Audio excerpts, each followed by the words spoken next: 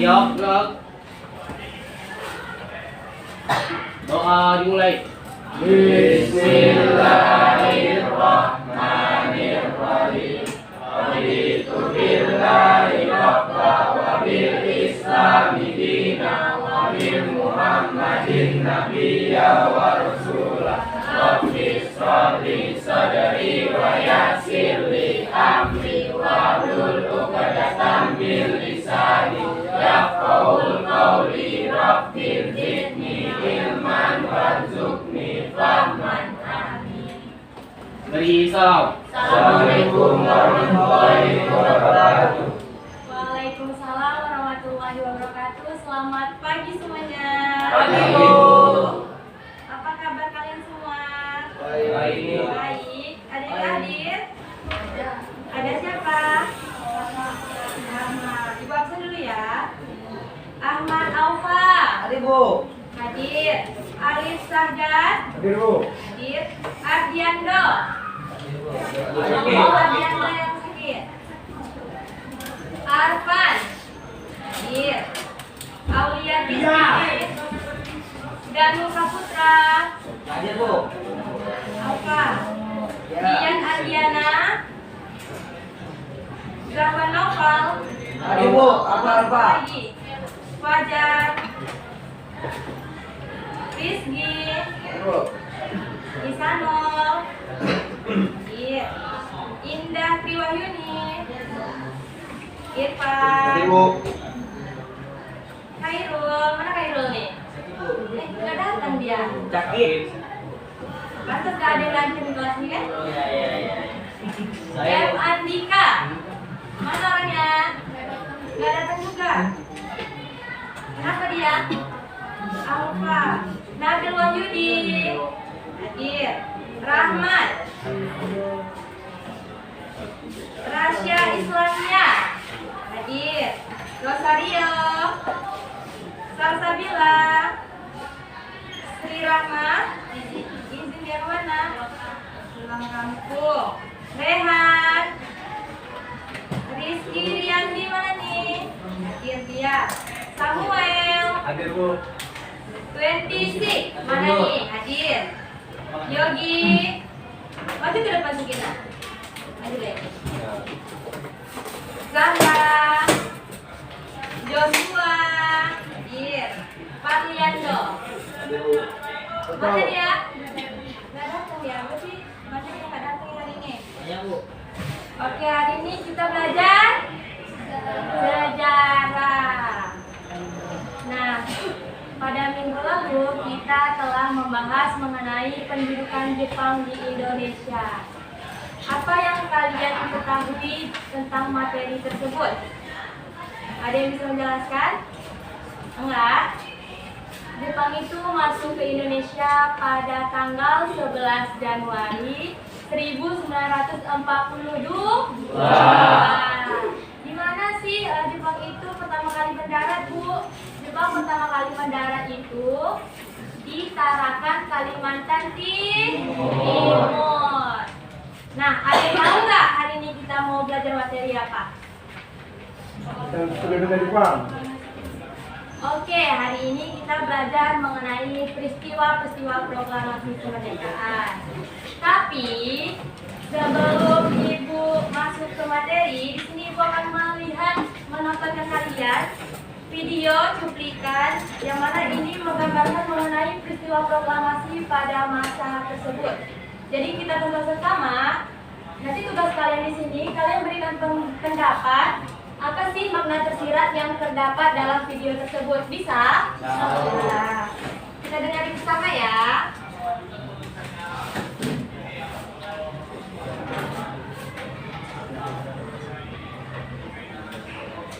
Dengar?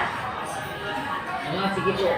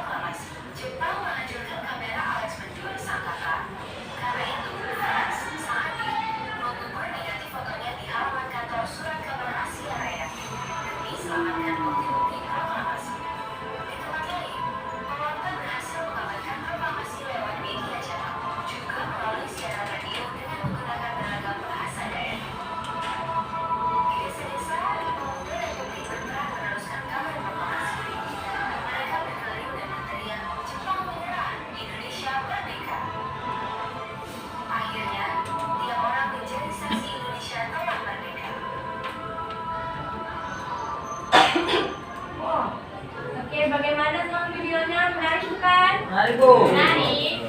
Tentang apa video ini? Kemerdekaan Indonesia. Tentang rangkaian Tiga proklamasi peristiwa kemerdekaan Indonesia. yang terjadi pra kemerdekaan Indonesia.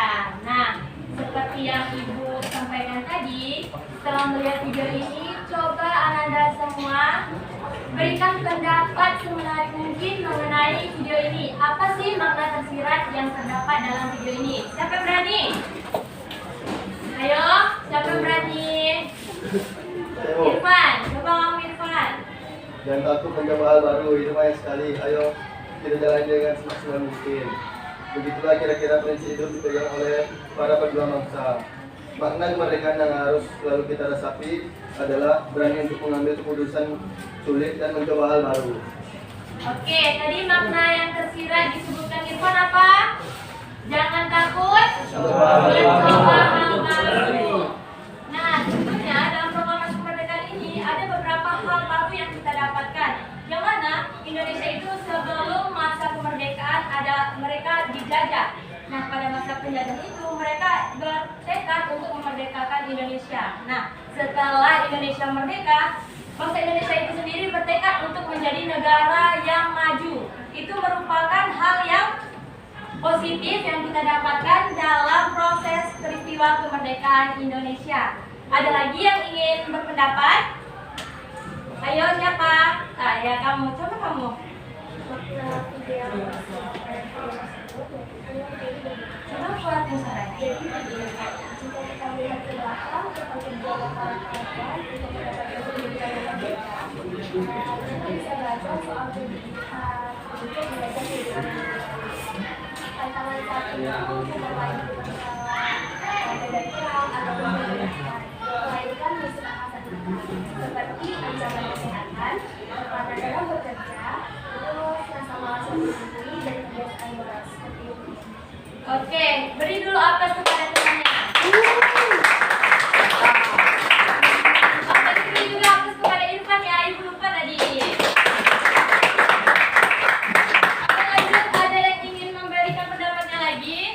Oke, kamu coba. Makna tersirat dari video tersebut yaitu saling toleransi dengan sesama. Kita beruntung bisa tinggal di negara yang penuh keberagaman, mulai dari suku, etnis, budaya, bahasa, hingga kuliner. Sejak di era penjajahan, masyarakat Indonesia saling merangkul satu sama lain dengan perbedaan yang ada. Inilah makna yang khas dari kemerdekaan Indonesia, yaitu saling toleransi dengan sesama. Oke, bagaimana? Beri dulu tepuk tangan kepada temannya.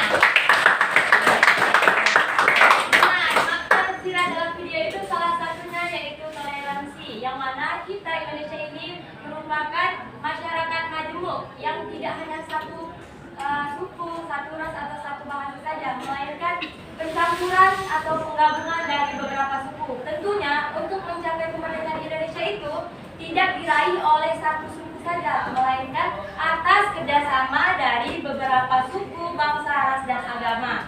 Nah, hal toleransi itulah yang dapat kita ambil dari video tersebut. Lanjut, ada lagi yang mau memberi pendapat? Lanjut, Alif. Makna tersirat dari video tersebut adalah pantang menyerah mengejar cita-cita.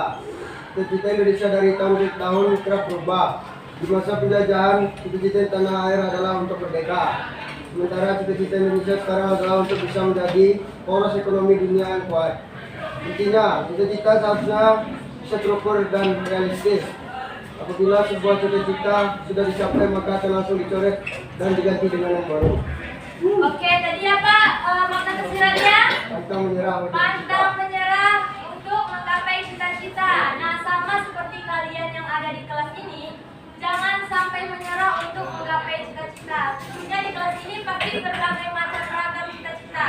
Ada yang mau jadi pengusaha, ada yang mau jadi guru, dokter, apa lagi? Polisi. Polisi, terus Tentara. tentara, ada lagi? Brimob.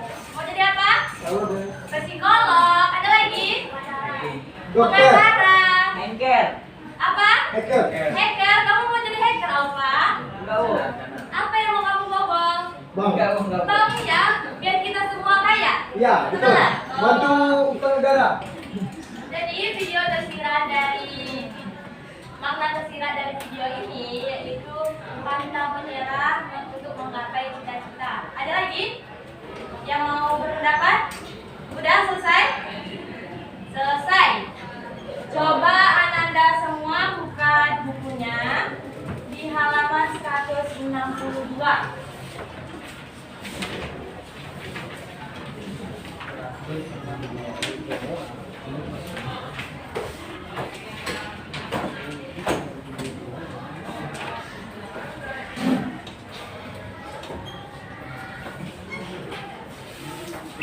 Udah?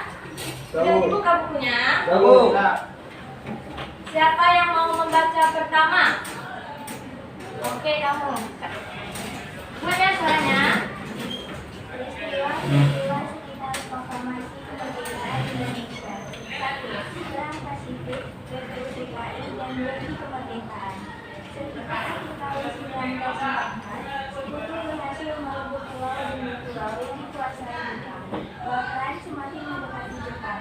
Dalam kondisi terdesak, Jepang mengulangi kembali janjinya memberikan kemerdekaan kepada Indonesia. Pada 7 September 1944, dalam sidang istimewa Parlemen Jepang, Republika di Tokyo, Perdana Menteri Ines Buniani Koiso mengumumkan sikap pemerintah Jepang. Daerah di Hindia Timur Indonesia akan diperkenankan merdeka. Untuk membuktikan kesungguhannya, pada 27 April 1945, Lejen Kumabuchi Harada sebagai Panglima Tentara Jepang telah mengumumkan dibentuknya Yokohama Tsurumitsu Sakai, Badan Penyelidikan Usaha-Usaha Persiapan Kemerdekaan Indonesia atau disingkat BPUPKI.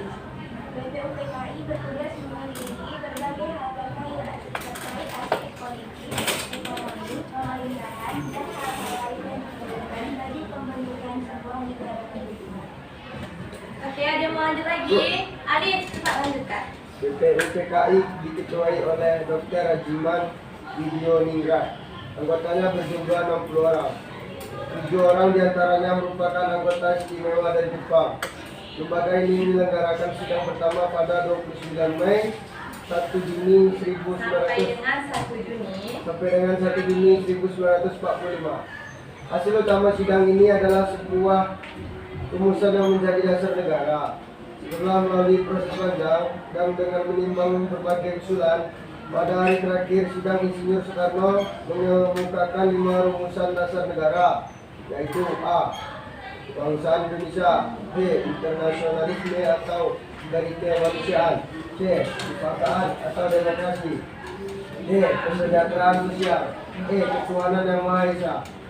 Menurut saran seorang ahli bahasa, rumusan ini diberi nama Pancasila. Soekarno menambahkan bahwa Pancasila diringkas menjadi Trisila yang terdiri dari nasionalisme, sosial demokrasi, dan ketuhanan. Trisila diringkas lagi menjadi 1 sila atau ekasila, yaitu gotong royong. Meski demikian, sampai sidang berakhir, belum diperoleh kata sepakat untuk menjadikan Pancasila sebagai dasar negara. Oleh karena itu, BPU PKI kemudian membentak panitia 9. Disebut demikian karena anggotanya berjumlah 9 orang. Tugas panitia 9 adalah menyelesaikan rumusan dasar negara serta tujuan dan asas yang akan digunakan oleh negara Indonesia yang akan lahir. Oke, stop dulu ya, Alif. Nah, tadi apa kepanjangan dari BPU PKI?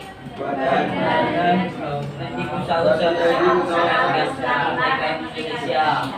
Apa tadi? Badan Pendidikan Badan Pendidikan Usaha Persiapan Indonesia. Indonesia.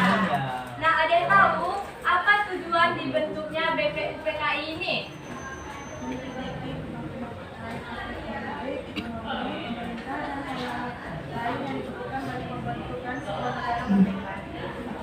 Oke, BPU PKI ini dibentuk sebagai persiapan kemerdekaan Indonesia yang diberi oleh bangsa Jepang terhadap pemerintahan Indonesia.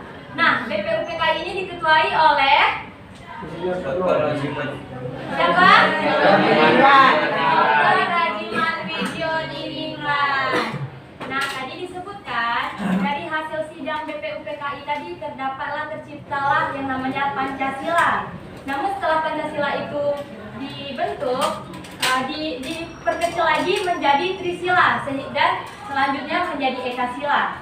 Nah, Ekasila ini berarti ada 1, yang mana di sini disebutkan 1 Ekasila itu merupakan gotong royong. Oke, siapa lagi mau lanjut? Rizky, cobalah dulu baca.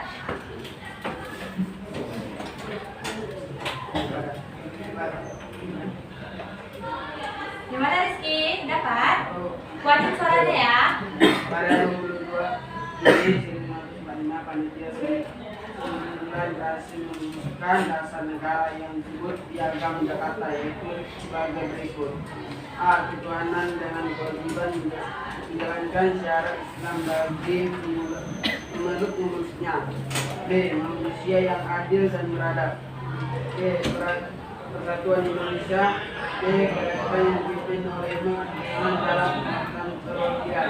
E. Keadilan sosial bagi seluruh rakyat Indonesia.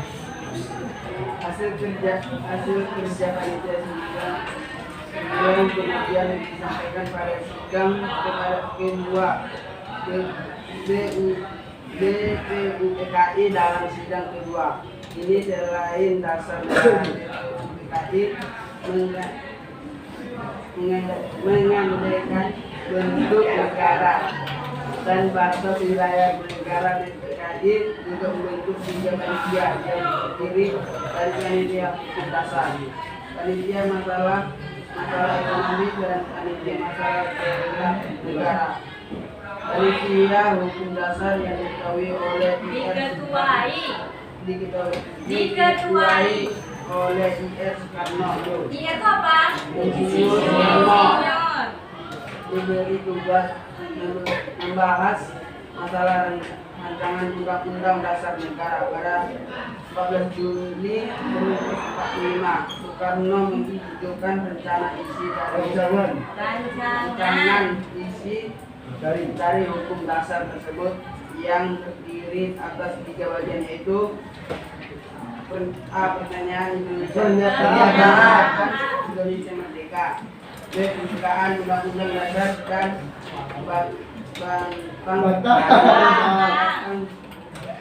Batang tubuh kan rasa. Batang tubuh diam dan rasa. Udah? Nah, Oke, tadi pada dibentuknya panitia 9 ini dapat merumuskan yang namanya Piagam Jakarta. Nah, Piagam Jakarta ini terdapat 5 poin. Ada 1 poin di Piagam Jakarta ini yang tidak selaras dengan yang namanya demokrasi atau kemajuan Indonesia. Itu poin yang mana itu? Kenapa poin A? Penjelasan ini.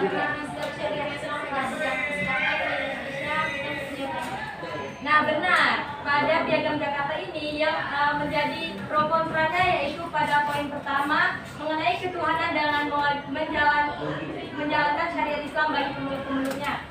Seperti yang Ibu jelaskan tadi bahwa Indonesia ini adalah negara majemuk yang memiliki berbagai macam suku, bangsa, ras, dan agama. Tentunya misalnya dibuat di sini agama Islam, syariat agama Islam, itu tidak sesuai karena Indonesia ini dihuni oleh berbagai macam agama. Misalnya nih Joshua Kristen, tapi di kelas ini lebih dominan Islam, sehingga Joshua itu terkecil, maksudnya terkucilkan di kelas ini. Bagaimana perasaan Joshua? Bagaimana Joshua? Joshua nggak punya perasaan? Biasa aja. Gimana sama yang lain? Sedih? Terkucil kan? Pasti kalian mau keluar dari kelas ini kan, mencari di mana kalian dihargai. Iya. betul. Itu sama seperti bangsa Indonesia ini. Karena di poin yang pertama ini di Piagam Jakarta menjelaskan tentang syariat Islam, tentunya agama-agama seperti Nasrani, terus agama Hindu, Buddha itu ada apa? Samuel Tio. Gak bisa, diam. Weh, coba duduk weh. Duduk, men. Oke, lanjut lagi ya. Tadi sampai mana Ibu jelaskan? Apa? Nasrani, Hindu, Buddha. Nah, itu mengalami pro kontra terhadap poin pertama ini. Kenapa mengalami pro kontra? Karena mereka tidak dianggap ada di bangsa Indonesia. Sedangkan kemerdekaan Indonesia itu juga mereka ikut andil di dalamnya. Oke? Lanjut, siapa lagi mau baca Joshua lah? Cepat. Joshua.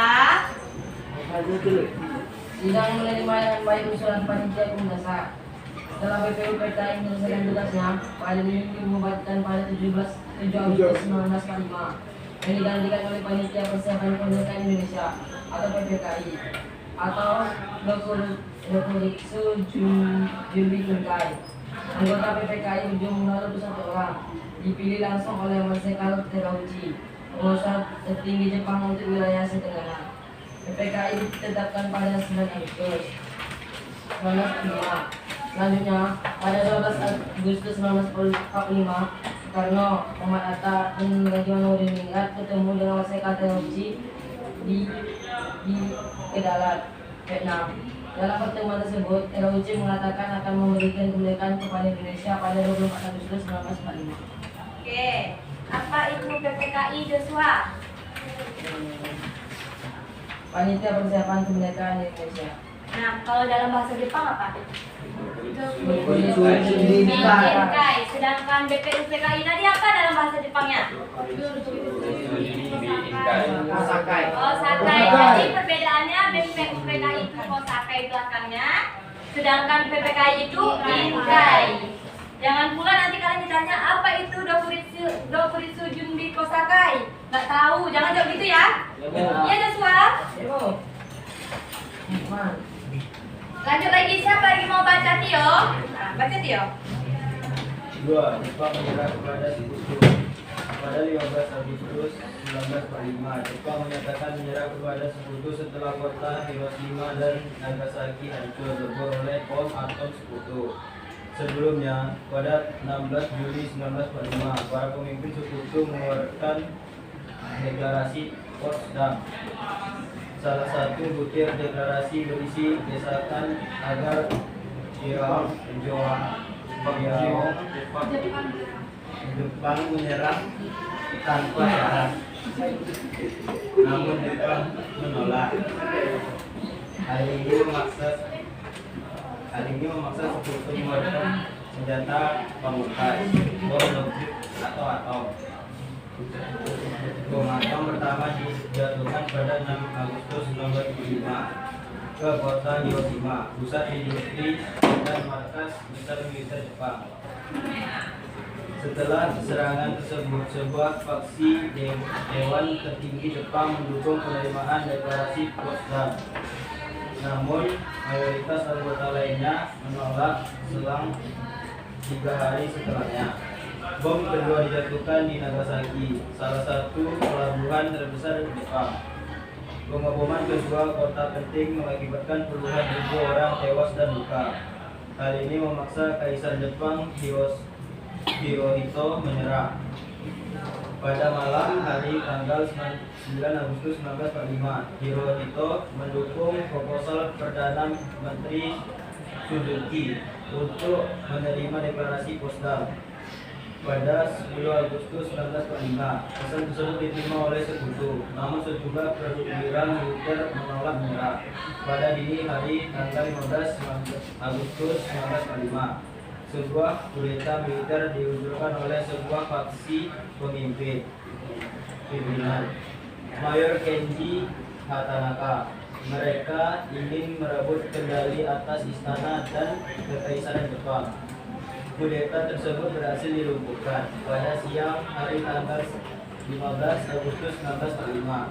Hirohito mengumumkan menyerahkan Jepang di radio nasional. Jepang mengirimkan surat kepada Sekutu melalui kedutaan besarnya di Swiss dan Swedia.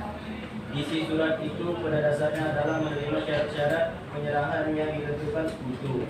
Upacara penyerahan Jepang dilakukan pada 2 September 1945. Pada hari itu, Sekutu mengerahkan 250 kapal perang yang berada di Teluk Tokyo.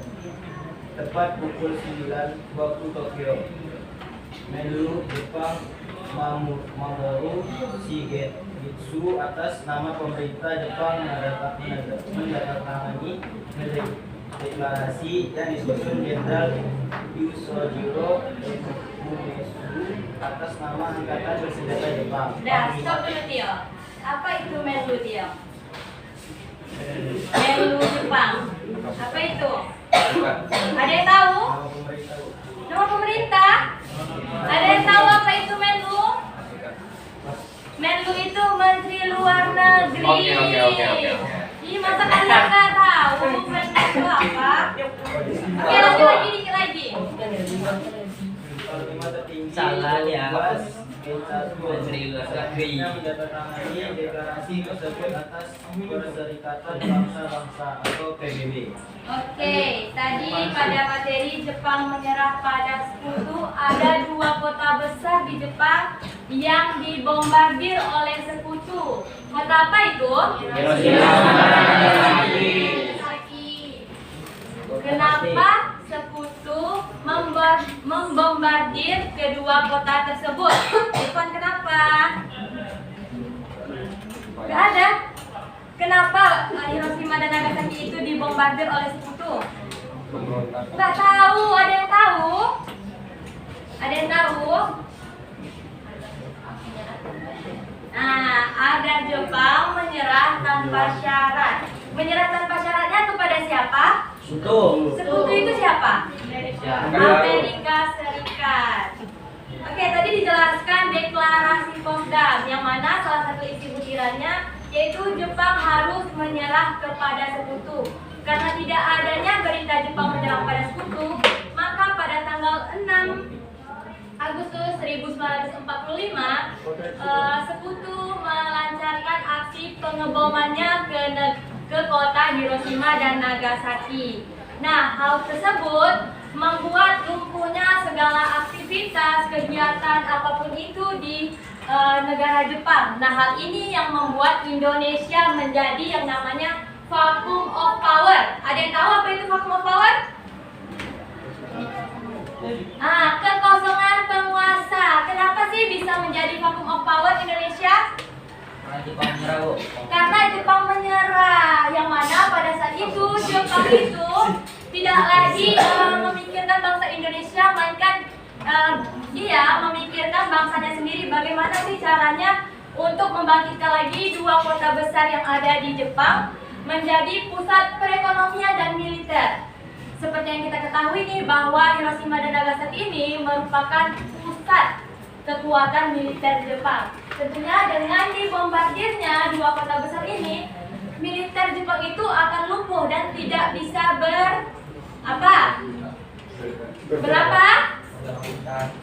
Berapa, Isan? Beraktivitas. Satu lagi, tidak bisa apa? Apa? Tidak tahu. Tidak bisa lagi untuk menyerang Indonesia, untuk mempertahankan kekuasaannya di Indonesia. Oke, lanjut lagi ke materi ketiga. Siapa yang mau baca? Nabil lah. 3. Perbedaan pendapat tentang proklamasi kemerdekaan dan peristiwa Rengas Dengklok. Pada 10 Agustus 1945, Sultan Syahrir mendengar dari siaran radio British Broadcasting Corporation atau BBC dengan kemungkinan Jepang akan menyerah kepada sekutu. Dalam waktu singkat, kabar tersebut menyebar ke kalangan aktivitas pergerakan. Kalangan aktivis pergerakan di tanah air menjadi yakin bahwa pemanggilan ketiga tokoh ke Dalat 9 sampai 14 Agustus 1945 berkaitan erat dengan menyerahnya Jepang. Maka, seiring dengan keberangkatan Soekarno dan Hatta, para aktivis pergerakan di tanah air, baik tua maupun muda, mulai membicarakan rencana proklamasi kemerdekaan. Hampir tidak ada yang keberatan dengan melaksanakan proklamasi sesegera mungkin. Persoalannya terletak pada cara proklamasi dilakukan. Apakah dengan melibatkan Jepang, PPKI, atau tidak? Hal ini menjadi pokok ketegangan antara golongan tua dan golongan muda.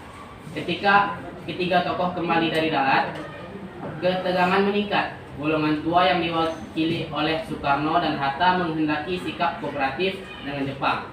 Artinya, hal-hal yang terkait dengan proklamasi kemerdekaan mesti dikonsultasikan terlebih dahulu dengan pihak Jepang. Pertimbangan Soekarno adalah sebagai berikut. A. Belum ada kepastian Jepang sudah kalah dan menyerah kepada sekutu. Kendati pun menyerah, Jepang tidak serta-merta melepaskan kekuasaannya. Angkatan perangnya di Indonesia masih berada dalam keadaan siaga serta dengan kekuatan penuh. Maka di tengah tekanan psikologis akibat kalah melawan sekutu, atau jika hal itu benar-benar terjadi, proklamasi kemerdekaan tanpa restu dan sepengetahuan Jepang hanya akan memicu pertumpahan darah. Yang B. Jepang sendiri telah berjanji akan memberikan kemerdekaan kepada Indonesia pada 24 Agustus 1945. Oleh karena itu, sejalan dengan saran Marshal Terauchi, Soekarno berpendapat bahwa waktu yang tepat untuk memproklamasikan kemerdekaan menunggu keputusan Panitia Persiapan Kemerdekaan Indonesia atau PPKI. Sementara itu, golongan muda yang diwakili Sultan Syahrir mengambil sikap non-kooperatif. Menurut golongan muda, proklamasi kemerdekaan harus dilaksanakan sesuai keinginan rakyat Indonesia sendiri, bukan atas usul ataupun persetujuan Jepang. Mereka menuntut agar proklamasi dilaksanakan tanpa campur tangan Jepang atau tanpa melalui wadah PPKI yang dibentuk oleh Jepang. Kemerdekaan bangsa Indonesia bukan pemberian bangsa Jepang, melainkan hasil perjuangan dan pengorbanan rakyat Indonesia sendiri. Golongan muda bahkan menyatakan siap melakukan perlawanan dengan kekuatan senjata jika Jepang turut campur tangan dalam proses persiapan dan pelaksanaan proklamasi kemerdekaan. Ketegangan antara golongan tua dan golongan muda itu semakin panas ketika ketiga tokoh tiba dari Vietnam pada 14 Agustus 1945. Sudah? Selesai bacanya? Ada yang mau lanjut lagi? Nah, kamu lagi ya. Bagaimana persisnya dinamika perbedaan pendapat itu? Mari kita ikuti lebih dekat prosesnya hari demi hari mulai tanggal 14 Agustus sampai bulan 17 Agustus 1945. A. Pada 14 Agustus 1945, kembalinya dari Dalat, Vietnam ketiga tokoh menggambarkan bahwa Jepang akan segera memberikan kemerdekaan kepada Indonesia. PPKI diserahi tugas menyelenggarakan pelaksanaan proklamasi. Meski demikian, Jepang menginginkan proklamasi itu dilakukan pada 24 Agustus 1945. Atau dasar itu, Soekarno dan Hatta merencanakan menggelar sidang PPKI pada 16 Agustus 1945. B. pada 14 Agustus 1945, Jepang menyerah kepada Sekutu. Perjanjian penyerahan Jepang kepada Sekutu ditandatangani secara resmi di atas kapal USS Missouri pada 15 Agustus 1445. Isi pokok perjanjian tersebut antara lain: 1. Sekutu mengendalikan negara-negara yang diduduki Jepang termasuk Indonesia. 2. Sambil menunggu penyerahan kekuasaan, Jepang diwajibkan untuk menjaga status quo, artinya menjaga situasi dan kondisi bagaimana adanya pada saat itu dan tidak boleh membuat kebijakan pada apapun. D. Pada 14 Agustus 1945, golongan muda seperti Ikana David dan Khairul Saleh telah menerima kabar menyerahnya Jepang. Mereka menghubungi Syahrir untuk memproklamasikan kemerdekaan, tetapi Syahrir menolak. Perdata pun dihubungi, tetapi juga menolak. Perdata masih ingin mendapat kepastian berita tersebut dari pihak Jepang dan ingin membicarakan pelaksanaan proklamasi dalam rapat PBKI yang akan diadakan pada 16 Agustus 1945. Sikap Soekarno-Hatta mengecewakan para pemuda. D.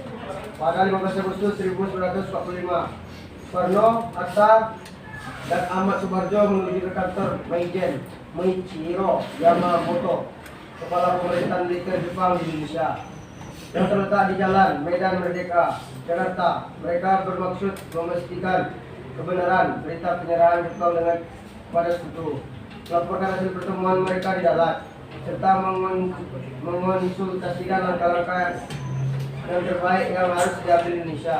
Karena kantor tersebut kosong, ketiga tokoh ini mendatangi kepada Kepala Perwakilan Angkatan Laut Jepang di Jakarta, yaitu Laksamana Muda Maeda di Jalan Medan Merdeka Utara.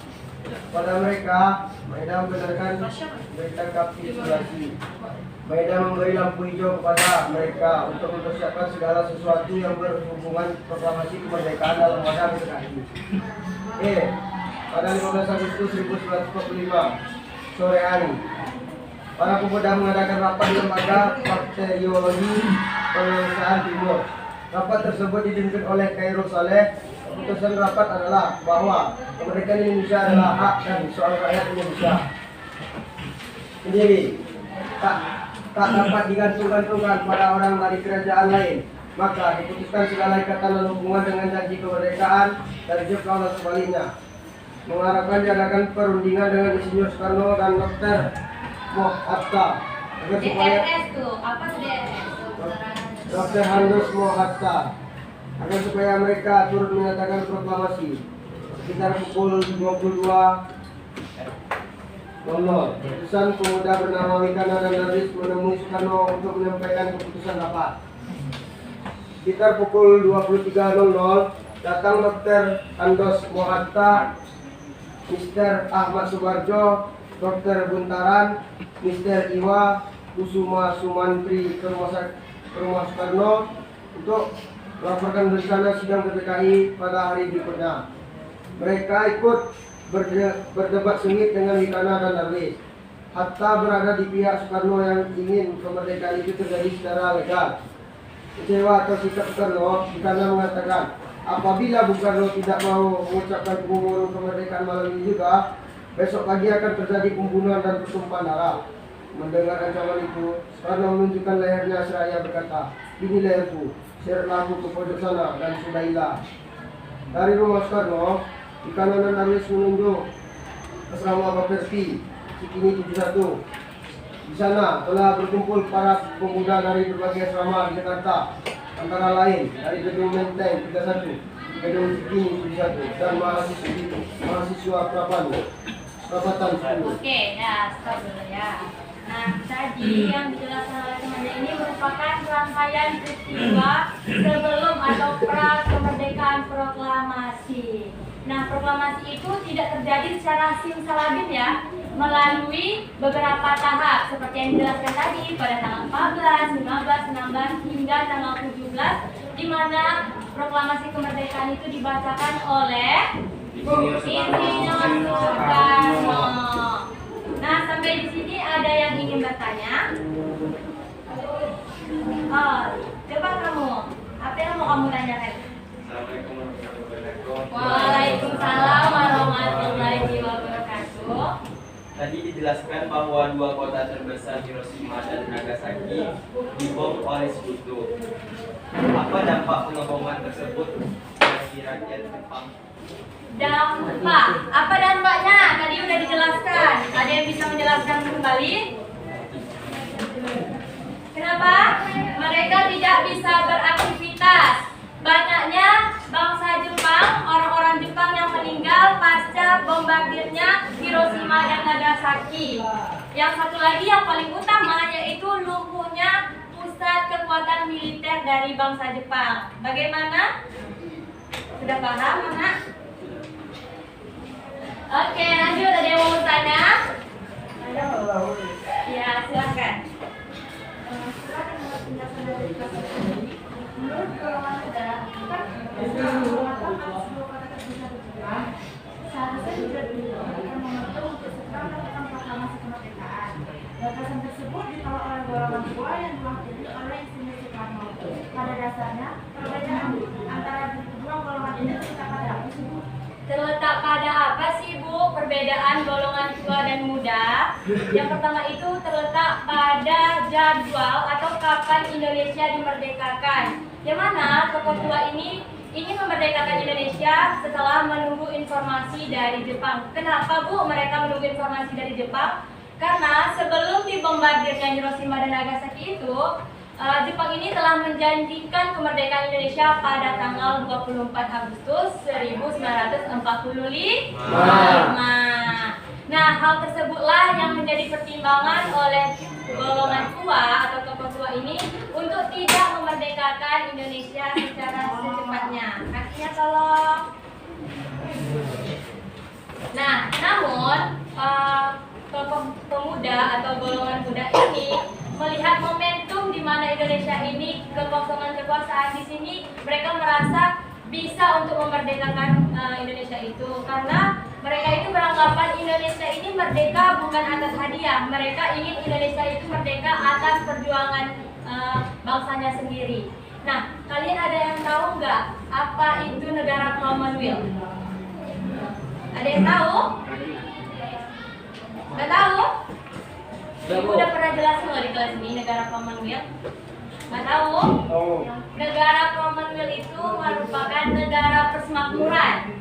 Yang mana negara persemakmuran ini merupakan negara yang kemerdekaannya diberi atau hadiah dari bangsa penjajah. Nah, contoh negara tetangga yang merupakan negara yang diberikan hadiah. Malaysia. Nah, Malaysia itu merupakan salah satu negara persemakmuran atau Commonwealth. Yang mana karena negara Malaysia ini merupakan kemerdekaannya merupakan hadiah, jadi mereka itu memiliki dua bahasa internasional. Bahasa apa itu? Melayu dan Inggris. Kenapa bahasa internasionalnya Inggris? Karena Malaysia itu merupakan bekas jajahan persemakmuran dari bangsa Inggris. Nah, dapat dipahami semuanya? Dapat, Bu. Ada yang mau bertanya lagi? Oke, silakan. Bagaimana reaksi bangsa Indonesia menjambut kemerdekaan Indonesia? Tentunya kalau misalnya ibu nih ada pada saat itu, ibu sangat antusias dan sangat bergembira karena yang mana proklamasi kemerdekaan itu merupakan momen yang ditunggu-tunggu oleh bangsa Indonesia. Apa itu proklamasi kemerdekaan? Ada tahu? Di mana Indonesia terbebas dari belenggu penjajahan atas bangsa-bangsa Eropa. Paham? Ada lagi yang mau bertanya? Nabil. Tadi dijelaskan bahwa golongan tua dan golongan muda itu memiliki sikap yang berbeda, Bu. Ya. Itu sikap kooperatif dan sikap non kooperatif. Tanya saya apa itu sikap kooperatif dan sikap non kooperatif? Sikap kooperatif itu kalau dalam bahasa Indonesia kooperatif itu kerjasama, sedangkan non kooperatif itu tidak sebaliknya dari sikap kerjasama. Yang mana sikap kooperatif ini merupakan sikap di mana bangsa Indonesia itu tunduk terhadap kebijakan-kebijakan pemerintahan Jepang. Contohnya ini karena Indonesia mau merdeka itu sebelum melakukan perdiskusian untuk kemerdekaan Indonesia itu tentu harus melalui bangsa Jepang dulu, harus mendapat persetujuan dari bangsa Jepang. Nah, setelah mendapat persetujuan dari bangsa Jepang itu barulah Indonesia bisa bergerak untuk melakukan proklamasi kemerdekaan. Nah, itu sikap kooperatif ini dianut oleh kaum tua atau tokoh tua yang diwakili oleh Soekarno. Mereka tidak mau mengambil resiko untuk kemerdekaan Indonesia. Namun, tokoh atau golongan muda itu bersikap sebaliknya, yaitu kooperatif yang tidak mau bekerja sama atau melakukan perlawanan. Yang mana perlawanan ini dilakukan karena tokoh muda ini beranggapan bahwa kita bisa merdeka tanpa harus campur tangan oleh bangsa Jepang. Yang mana kita ini merupakan bangsa yang tertindas tapi kita bisa membuktikan kepada dunia kita bisa merdeka atas perjuangan bangsa kita sendiri. Nah, itulah merupakan perbedaan dari dua sikap tadi, kooperatif dan non kooperatif. Bagaimana, dapat dipahami? Dapat. Ada lagi yang mau bertanya? Masih ada? Udah selesai? Serius, ini nggak ada yang nanya lagi. Nanti di luar nanya. Nggak ada? Oke, selesai materi kita pada hari ini. Namun Ibu mau buat sebuah games, yang mana games ini Ibu yang namanya itu mencocokkan gambar atau poster dengan pernyataan.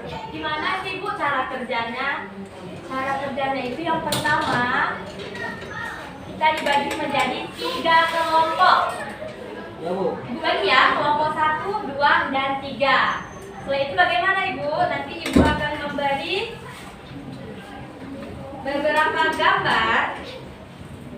beberapa gambar yang isinya ini ada foto-foto tokoh pergerakan nasional dan beberapa peristiwa pergerakan nasional. Di sini nanti Ibu akan membacakan sebuah pernyataan dan kalian menyesuaikan pernyataan Ibu baca dengan gambar yang ada. Oke? Bisa dipahami? Nanti setelah itu bagaimana lagi Bu? Setelah itu siapa kelompok tercepat yang bisa menjawab, yang bisa mencocokkan pernyataan dengan gambar ini? Tunjuk tangan dan perwakilan dari kelompok maju ke depan menjelaskan atau mendeskripsikan secara singkat mengenai gambar yang kalian cocokkan tadi. Bagaimana? Paham? Paham. Perwakilan kelompok 1, 2, 3 sini.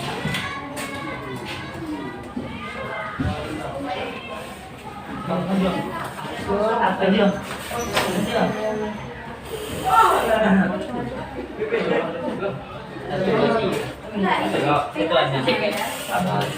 Aja loh, Pak.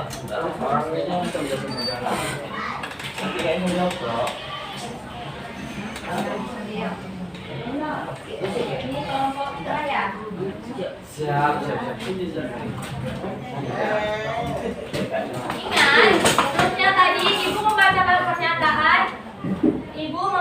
pernyataan. Nanti Ananda semua. Siapa paling cepat? Bu, saya Bu misalnya. Oke, kalian langsung maju ke depan, perkenalin nama kalian siapa, dari kelompok berapa, dan jelaskan deskripsi secara singkat mengenai gambar yang kalian pilih. Kenapa cocok dengan pernyataan yang disebut. Oke, bisa kita mulai? Bisa? Oke, kita mulai ya. Dah. Jeng. Kenapa kamu tersuah? Nanti kabar ya, nanti ya. Coba, dengerin ya. Perwakilan aja maju. Coba Ananda cocokkan pernyataan ini dengan gambar yang ada.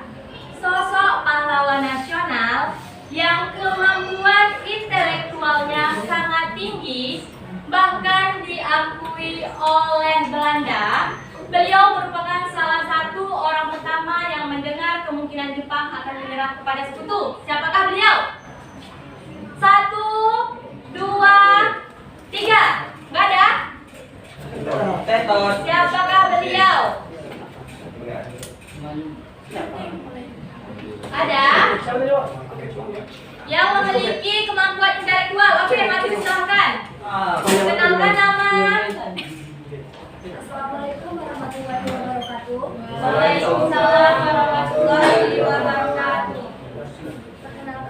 Diana Diana Sari dari kelompok 2.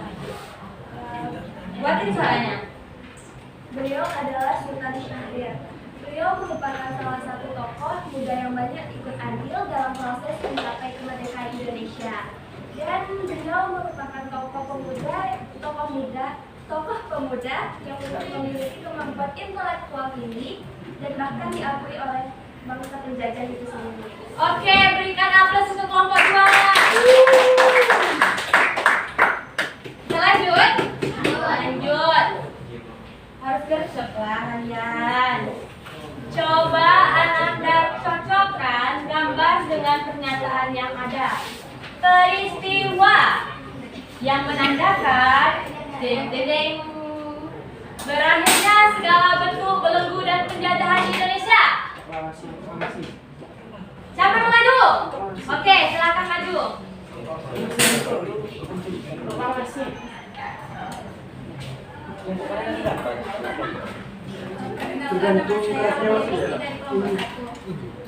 Peristiwa yang adalah peristiwa pencuri. Benar?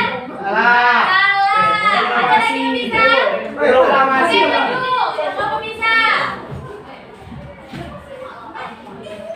Udah, kita belajar, guys. Apa? Irfan? Peristiwa proklamasi benar? Benar. Coba kamu jelaskan, Irfan. Proklamasi dilaksanakan pada tanggal 17 Agustus 1945 di Jalan Pengangsaan Timur nomor Pengangsaan Timur nomor 56 Jakarta. Proklamasi merupakan puncak di mana rakyat Indonesia merupakan menyuruhkan kemerdekaan Indonesia atas hasil perjuangannya sendiri. Oke, bagaimana? Beri dulu tepuk tangan untuk kelompok 3. Selanjutnya, coba Ananda cocokkan pernyataan ini dengan gambar yang ada. Seorang pahlawan nasional yang dikenal sebagai tokoh yang mengetik teks proklamasi kemerdekaan Indonesia. Siapakah? Satu, maju langsung. Dua, oke lanjut, kita maju. Siapa maju? Oke, Alfa yang maju ke belakang. Selanjutnya. Apa itu Alfa? Siapa beliau Alfa? Siapa? Kayu Timeli, benar? Coba jelaskan apa itu siapa Kayu Timeli?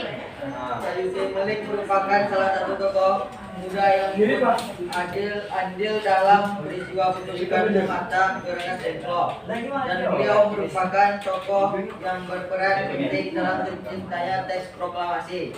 Oke, berikan aplaus dulu untuk Alfa. Ini yang mana nih kalian nih? Duduk, silakan duduk. Coba dulu kalian cepat ya, aktif dong ke depan. Yang tahu langsung aja ke depan, jangan disebutin ya. Selanjutnya, coba Ananda cocokkan pernyataan ini dengan gambar. Seorang wanita yang turut andil dalam menjahit sangsaka merah putih. Oke. Ansik lagi dia. Aduh, dua-duanya. Apakah kamu pendapat kalian ya? Ayo duluan, Bu. Silakan. Deskripsi singkat. Beliau Dari merupakan- kelompok mana kamu? Perkenalkan, saya dari kelompok 3. Oke. Nama saya Alsada Aliri. Saya ingin Itu siapa? tentang Ibu Fatmawati. Ibu Fatmawati. Beliau- Benar?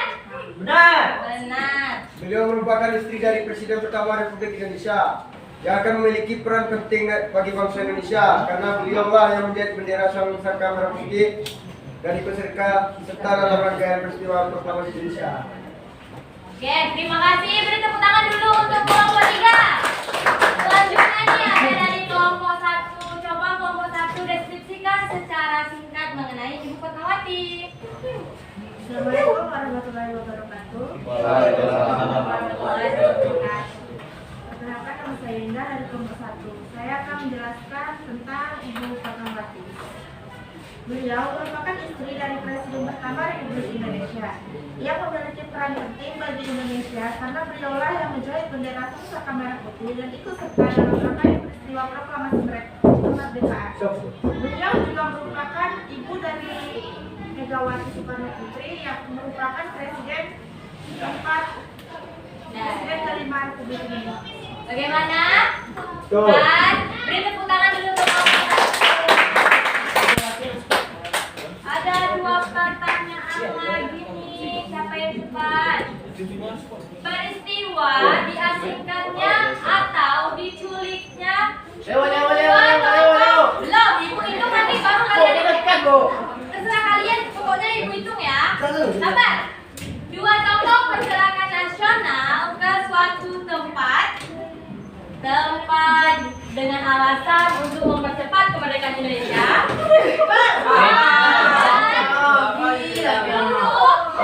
Menghindari kedua tokoh dari pengaruh Jepang. Salima.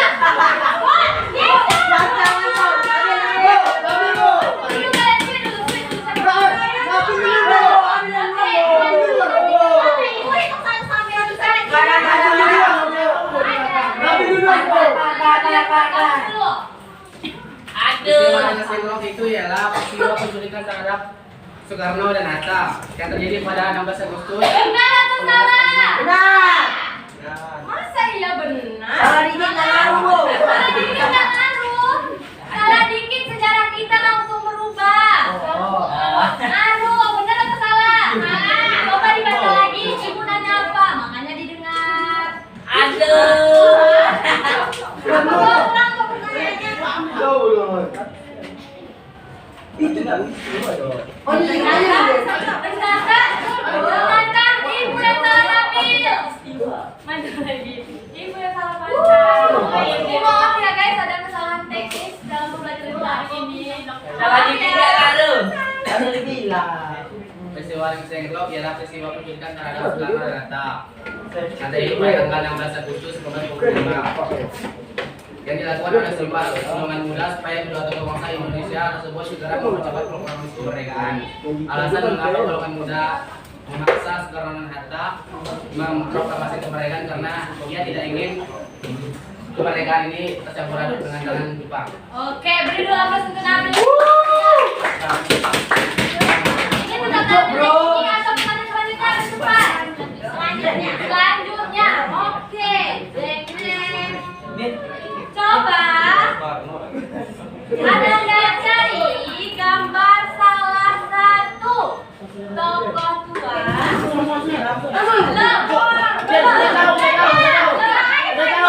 Tokoh tua dari pergerakan. Udah tahu jawabannya. Iya, tahu dulu dari pergerakan nasional. Kalian dari pergerakan nasional yang menjadi salah seorang mereka kita nanti ya yang ibu-ibu nih, salah seorang yang diculik dalam peristiwa Rega Tekla. Oke, sulit kalian berdua, siapa yang menang? Berapa sih berapa? Salah. Tokoh tersebut yaitu Insinyur Soekarno. Insinyur Soekarno merupakan salah satu tokoh tua yang memiliki perbedaan pendapat mengenai kemerdekaan dengan golongan muda. Beliau ingin Indonesia merdeka menunggu informasi dari bangsa Jepang, dan beliau merupakan Presiden pertama Indonesia yang biasa dikenal dengan sebutan Bung Karno.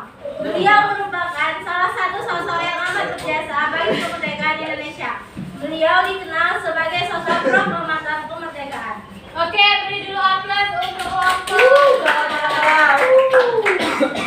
Nomor 3 Tadi juara. merupakan pertanyaan terakhir Nomor dari 3 kita. juara. Dulu ya. Di sini ibu ada hadiah atau reward untuk kalian. Apa sih hadiahnya? Permen. Bom. Permen, ada apa? Salah. Ini iPhone. hadiahnya ini bisa membawa kalian menuju Surga, cita-cita umrah. kalian. Ke surga. Siapa Umrah yang 7 kali, Bu. Umrah 7 kali. Ada apa lagi? Dari Kunci Padero. Surabaya ke sini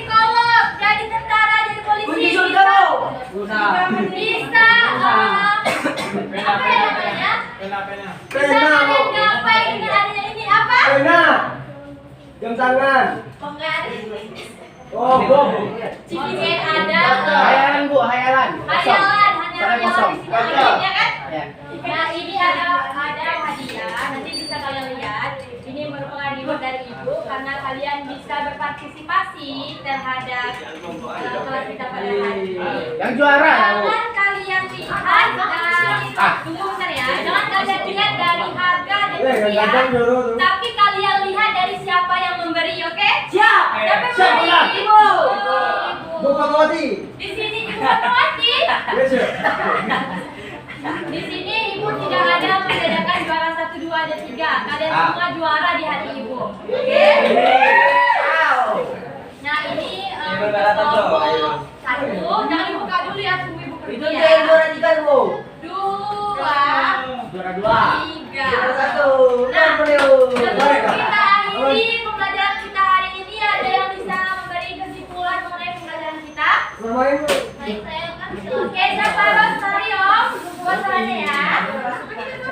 Baik, saya akan menjelaskan kesimpulan tentang proklamasi kemerdekaan Indonesia.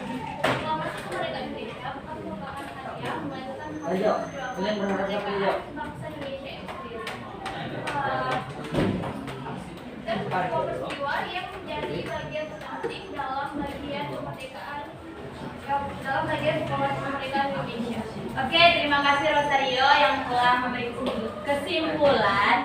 Ada kesimpulannya yaitu proklamasi kemerdekaan ini merupakan hasil dari jeripaya bangsa Indonesia untuk membuka suatu ikatan atau belenggu dari penjajahan bangsa-bangsa Eropa. Nah, hal ini dapat menjadi pemacu semangat kita untuk sebagai bangsa Indonesia, kaum muda, untuk menghargai mengenai jasa para pahlawan kemerdekaan Indonesia. Baiklah, sampai di sini masih ada yang ingin bertanya? Tidak? Oke, kita akhiri pembelajaran hari ini. Ketua kelas tolong disiapkan kelasnya.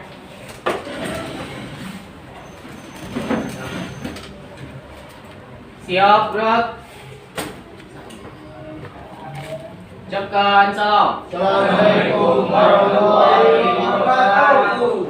Waalaikumsalam warahmatullahi wabarakatuh. Selamat siang semuanya. Siap, Bu.